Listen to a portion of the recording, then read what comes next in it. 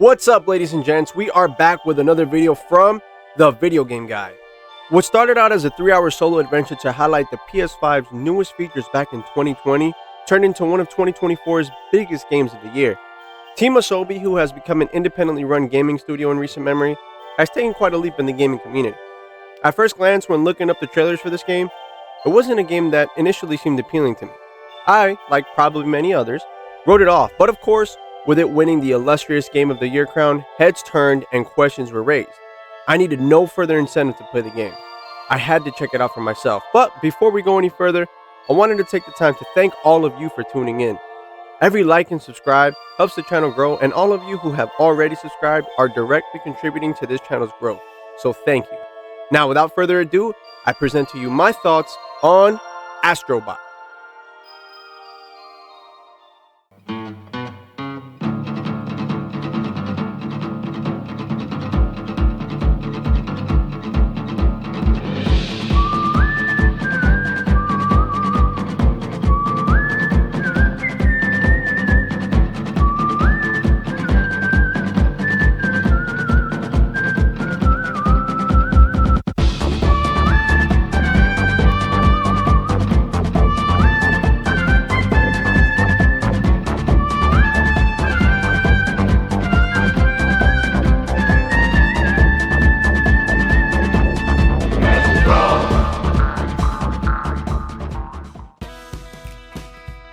There is so much that I can say about this game that I don't even know really where to start.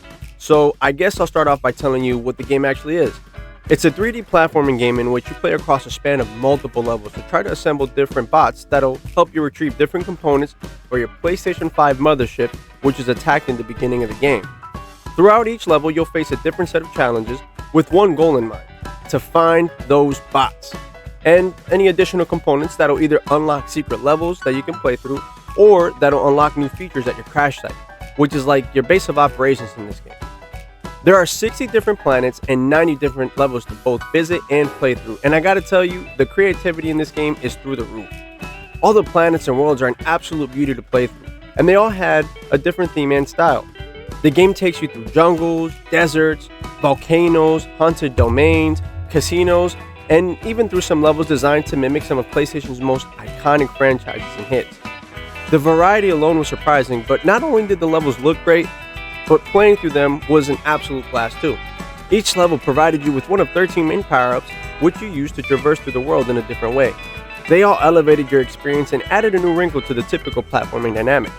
Whether you were controlling time itself, or whether you were shrinking to the size of an ant, you'll find yourself having a unique experience, which pretty much encapsulates exactly what this game is. It's a creative and unique gaming experience that takes some of the PS5's best features and puts them on full display. This game also gives you plenty of bosses to play against, and all of them were fun and fit the overall style of the game. You can tell that there was a lot of emphasis put on these segments because every time you face one of these bosses, the game would ramp up and pick up the pace, which, by the way, is something else the game got right. The game has great pacing, and it's mainly due to the fact that load times were pretty minimal. Every time you died, you would immediately be resurrected with little to no wait. Entering new worlds and planets also felt pretty seamless with smooth transition. In a game like this, these details are paramount because the main focus is the platforming, and the less interruptions and waiting, the better. You'll also have different interactions with the world around you using your DualSense controller. This game makes full use of the built-in technology that your controller has, and it shows. It's amazing to see how you can kinetically interact with the world by moving your controller in particular ways to mimic certain movements. The haptic feedback and controller sounds also enhance the gameplay by giving you more of a tactile feel as you're playing through the different worlds. It's apparent that the developers really wanted to showcase what the DualSense controller and PS5 are capable of, and they did an excellent job in doing so.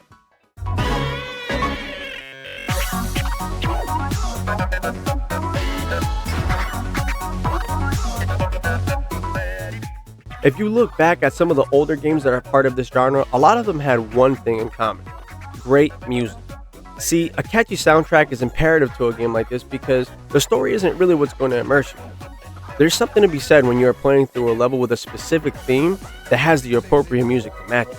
It brings the level and the world to life and sets itself apart, which makes it easier to get lost in what it is that you're doing and makes it that much more immersive. The platforming itself, which is what the game is predicated on obviously, is also fun and provides good verticality and motion. You'll go up, you'll go down, and everything in between. This game encompasses everything that makes a good platforming game, but don't let its soft appearance fool you. It can get pretty challenging. Every move feels responsive and in sync with what it is that you're trying to do in-game. With the worlds being so varied and distinct from one another, nothing ever felt repetitive either. Every time I beat a level, I find myself excited to see what the next one will bring. But this isn't just because of the platform. It's the actual level design that made me excited to continue playing.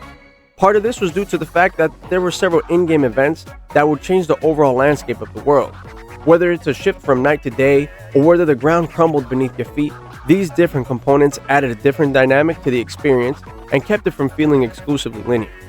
It was a great way to keep players on their toes, and it kept things from feeling the same.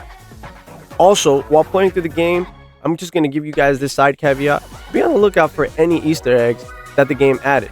The developers cleverly scattered them throughout the worlds, and it's something that true Sony fans can appreciate and enjoy.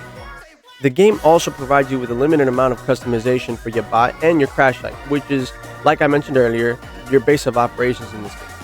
Scattered throughout the game are puzzle pieces that, when collected, go toward an image that you can see at your crash site.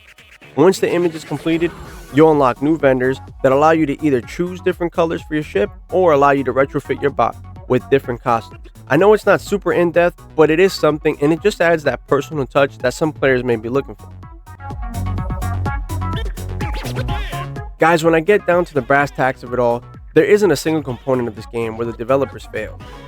There were a couple of levels that I could have done without, but that's just based on personal preference and not actual execution by the developer. Not only does this game do a great job of showcasing current next-gen capability, but it also perhaps sets the standard for next-gen platforming games, both 2D and 3D alike. It's a game that is simple in concept, but that adds layers of creativity, innovation, artistry, and most importantly, fun. It wouldn't have been my personal Game of the Year choice. To me, that title belonged to Black Myth Wukong, but after playing this game, I can understand how at least there's an argument to be made. But, personal preference aside, for what it is, Astro Bot gets the first ever TVGG official rating of 10 out of 10.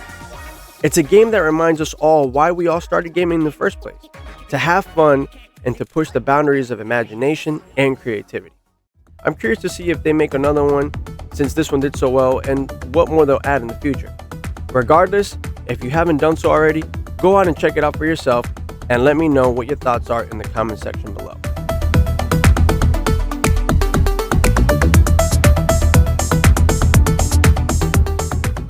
Thank you guys so much for watching the review. I hope you guys enjoyed it. Do me a favor and hit that like and subscribe button. I have big ideas for the channel, but none of it will be possible without you guys. So as always, stay tuned and be on the lookout for another video from The Video Game Guy.